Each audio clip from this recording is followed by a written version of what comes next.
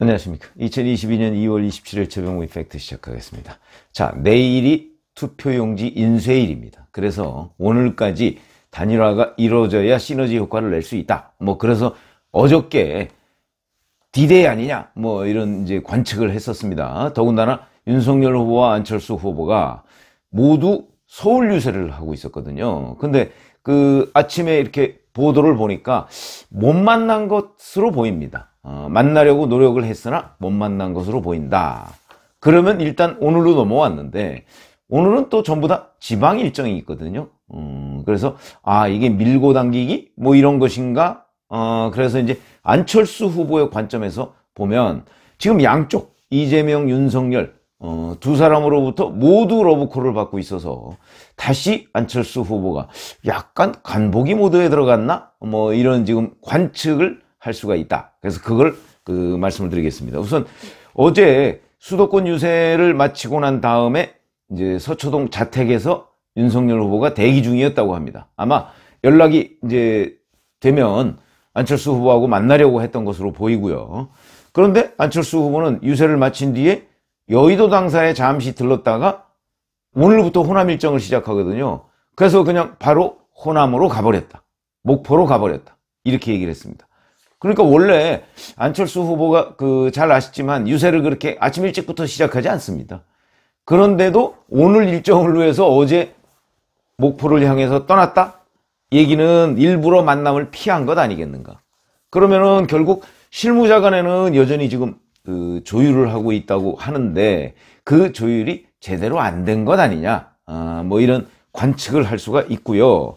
자, 그런데 이제 안철수 후보 측 관계자들에 따르면 이런 겁니다. 윤석열 후보가 여론조사 경선하자는 안철수 후보의 제안에 대해서는 거절을 하면서 근데 그거에 대해서도 또 입장 변화도 없고 그러면서 뭔가 단일화를 위해서 난 이렇게 노력하고 있습니다라는 그런 모양새만 갖추려고 하는 것 아니냐, 쇼하는 것 아니냐 한마디로 그런 생각을 가지고 있다. 그렇기 때문에 더군다나 이제 단일화가 무산된 데 대한 책임, 그럼 당연히 윤석열 후보가 많이 있겠죠. 안철수 후보보다는. 안철수 후보는 이제 포기를 당하는 입장이다 보니까 유권자들 눈에도 그게 보이지 않겠습니까? 그래서 그거 책임을 피하려는 그런 모양새만 자꾸 갖추는 것 아니냐. 이제 안철수 후보 측이 그렇게 의심을 하고 있다는 얘기고요. 그러다 보니까 진정성을 보일 때까지는 만날 필요 없다. 이렇게 나오는 것 아닌가. 이렇게 이제 분석이 가능합니다. 자, 그러면 이제 오늘은 어떠냐. 이제 어제는 두 후보가 모두 서울에서 유세를 마치고 시간이 있었습니다. 오후 8시 이후에는 시간이 있었는데 그게 만약에 불발이 됐다면 불발됐는지도 사실 명확하지는 않습니다. 만났을 수도 있죠. 그러나 현재 기자들의 촉에는 걸리지 않은 거죠. 그렇게 됐는데, 자, 오늘은 윤석열 후보는 이제 열정열차라는 걸 타고 1박 2일로 TK를 방문하고요. 안철수 후보는 1박 2일로 호남을 방문합니다. 물론, 이렇게 방문해도 영호남 사이가 무슨 엄청나게 먼 것도 아니고, 실무자 간에 제대로 연락만 되고, 조율만 잘 되면 충분히 만날 수야 있죠. 그러나 일단 1박 2일 일정으로 영호남으로 흩어졌기 때문에 쉽지 않다. 특히 안철수 후보가 지금 양쪽에서부터 러브콜을 받고 있으니까 그걸 저울질하고 있는 것 아니냐. 지금 이런 얘기들이 나오고 있거든요. 그렇다면 거기다가 바로 이런 걸 뒷받침하듯이 어제 윤석열 후보 측 권영세 선대본부장이 이렇게 얘기했습니다.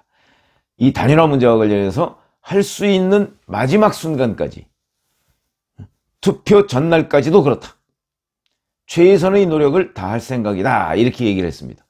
투표 전날이라는 걸 언급한 점으로 봐서는 일단 어제 만남은 불발된 것 아니냐 하는 것이 굉장히 유력해지고 있습니다. 자, 그런데 그럼 윤석열 후보는 안철수 후보하고만 이렇게 단일화를 위해서 노력하느냐? 의외로 그동안에 전혀 관심을 갖지 않았던 김동연 후보하고 만났다고 지금 알려져 있습니다.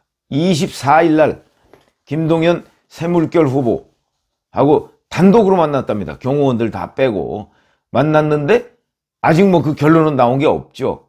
보도된 게 없습니다. 그렇다면 윤석열 후보는 김동연 후보하고도 단일화를 위해서 노력하나? 뭐 이런 지금 관측을 할 수가 있는 대목이고, 그러면 이제 이제 윤석열 후보와 안철수 후보 간에 이런 상황이 지금 전개되는 한쪽에서, 그럼 반대쪽에서 이재명 후보는 손 놓고 있느냐? 그렇지 않습니다. 이재명 후보 쪽도 열심히 안철수 후보를 향해서 구애를 하고 있죠. 그 목표는 뭐 잠시 후에 말씀을 드리겠습니다. 이런 겁니다. 자, 오늘 오후 8시에 밤이죠. 밤에 권력구조 개편, 다당제 뭐 이런 걸 토대로 한 의원총회를 엽니다. 긴급 의원총회. 그래서 이미 다 통지가 됐다고 하고요. 다 참석해라. 아마 이렇게 통보가 된 모양인데, 원래 이재명 후보의 공약집에 보면 권력구조 개편을 위한 개헌, 대통령 임기 4년 중임제, 책임총리제, 국무총리 국회 추천제, 총리의 강요 추천권 어쩌고저쩌고 이런 것들이 다 거기 기록이 돼 있습니다. 뭐 잘 아시지만 책임총리제라는 거는요, 벌써 수십 년 전부터 계속해서 뭐 공약집에 오르내리지만 거의 단 한 번도 실행된 적이 없습니다. 왜냐하면 그만큼 우리나라 총리제라는 것이 기형적 구조입니다. 뭐 옛날에 대독 총리 뭐 이런 얘기도 했듯이 그냥 대통령이 책임져야 될 일, 우리나라가 원래 대통령 책임제가 아니고 대통령 무책임제다 이렇게 말씀을 많이 하지 않습니까? 그게 왜냐면 대통령이 책임져야 될 일이 있으면 총리를 바꿔서 또는 뭐 개각을 해서 뭔가 국면 전환을 하고 이런 수단으로 항상 총리는 이용돼 왔다 하는 측면에서 본다면 책임 총리라는 거는 없다. 그런데 또 이렇게 얘기한다? 이거는 국민들에 대한 달콤한 유혹이죠. 이런 걸 하려고 합니다. 우리가 정치개혁을 위해서. 그러나 실질적으로는 총리제는 우리나라에서는 불필요한 제도입니다. 그러니까 대통령을 위해 대신 책임져주는 자리다. 이렇게 보는 것이 오히려 적당하다. 근데 그런 걸 구태의연하게도 다시 또 이재명 후보가 꺼내들었다. 우리가 아는 이재명 후보는 대통령에 당선됐을 경우에 절대로 책임 총리제를 할 사람이 아니다. 이건 뭐 아마 유권자들 대부분 다 아실 겁니다. 자, 그러면 왜 긴급의원총회를 하느냐? 잠시 25일 TV토론 때 안철수 후보가 한 얘기를 한번 들여다보면, 되새겨보면 알 수 있습니다. 안철수 후보가 뭐라고 했냐면, 이재명 후보가 비례대표제 확대, 위성정당 금지 뭐 이런 것들을 제안을 하면서 동의하느냐 이렇게 물으니까 안철수 후보가 제가 그 당 내부의 다른 사정을 다른 분에 비해서 잘 아는 편이긴 합니다만 과연 의총을 통과할 것인가? 저는 그게 키라고 봅니다. 이렇게 얘기했습니다. 그러니까 키, 열쇠 아니에요. 그러니까 이재명 후보가 이 열쇠를 주겠다 이거죠.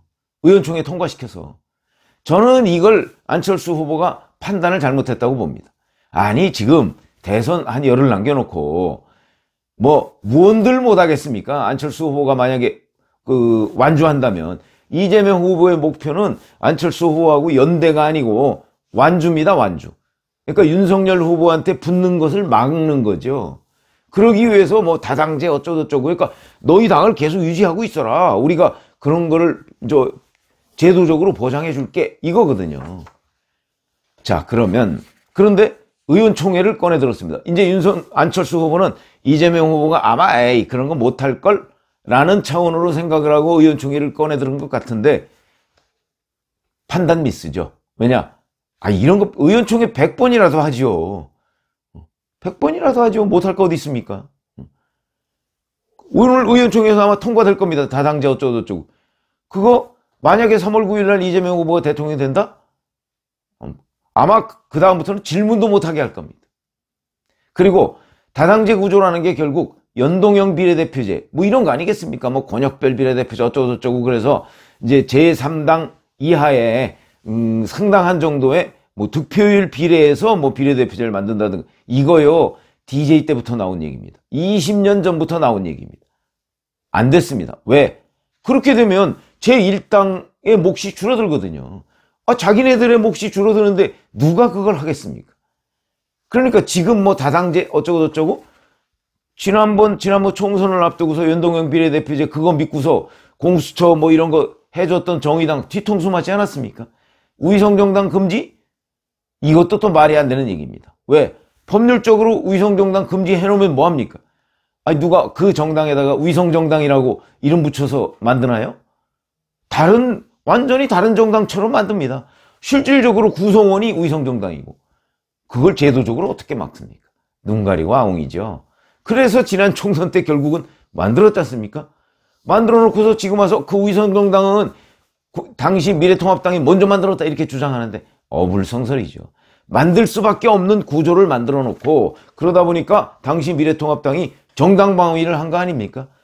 그러니까 자기네들도 결국은 만들었지 않습니까? 자기네들이 그렇게 정치개혁 금과 옥주처럼 여겼다면 자기네들은 안 만들어야죠. 그러면 미래통합당이 방어용으로 만든다고 할지라도 자기네들은 안 만들었어야 되는데 자기네들도 결국 만들었다. 그거는 처음부터 다 계산에 있었다.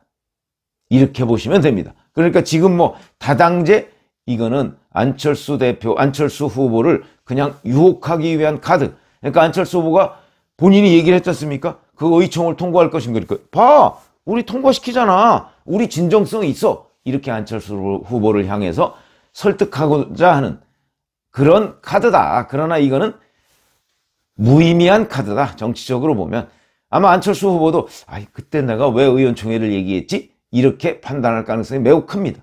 뭐 의원총회 통과시키는 거야. 자기네들끼리 박수 한번 치면 끝나는 일인데 지금 안철수 후보가 완주한다면 윤석열 후보 쪽으로 가지 않는다면 그러면 이재명 후보야 의원총회 100번 1000번도 열 것이다. 이런 관점에서 정치를 들여다봐야 된다. 이렇게 생각합니다. 근데 어찌됐든 간에 안철수 후보 쪽으로 보면 윤석열 후보는 계속 만나서 자 단일화 담판을 하자고 하고 그 다음에 이재명 후보는 아니 그러지 말고 윤석열 쪽으로 가지 말고 우리가 지금 국민의당이 지금보다 의석을 훨씬 늘릴 수 있는 그런 제도적 기반을 만들어 줄 테니까 윤석열 후보 쪽으로 가지 마. 지금 이렇게 붙잡고 있는 거거든요. 그러니까 이외에 물밑에서 이재명 후보는 안철수 후보한테 또 온갖 제안을 하고 있다고 알려져 있습니다. 그러니까 안철수 후보는 가만히 앉아서 지금 여기는 뭐 5만 원 주겠다. 여기는 6만 원 주겠다. 그랬더니 조금 더 있으니까 여기는 10만 원 주겠다. 여기는 12만 원 주겠다. 이러고 있는 거죠, 지금. 꽃놀이 패다 이걸. 근데 객관적으로 보면 결국 안철수 후보가 또다시 이재명, 윤석열 사이에서 간보기를 하고 있는 것 아니냐. 정말 완주 의지가 있느냐. 왜냐하면 이재명 후보의 목표는 안철수의 완주입니다. 합당이 아니고. 그렇기 때문에 그 두 사람 사이에서 안철수 후보가 다시 간보기를 하고 있는 모드로 들어간 것 같고 완주 의지는 그렇게 큰 것 같지 않아 보입니다. 그러니까 이거는 안철수 후보가 어찌 보면 좀 비판받아야 하는 입장 아니냐. 안철수 후보가 원래 간철수로 돌아간 것 아니냐. 지금 이런 지적이 정치권에서 나오고 있다. 근데 어찌됐든 간에 이 두 사람 사이에서 어느 쪽으로 결심을 하든 또는 완주를 하든 완주는 이재명 후보의 목표니까 그러든 그거는 결국 안철수 후보가 결정할 문제인데 그렇죠? 어느 쪽이 떡이 더 큰가?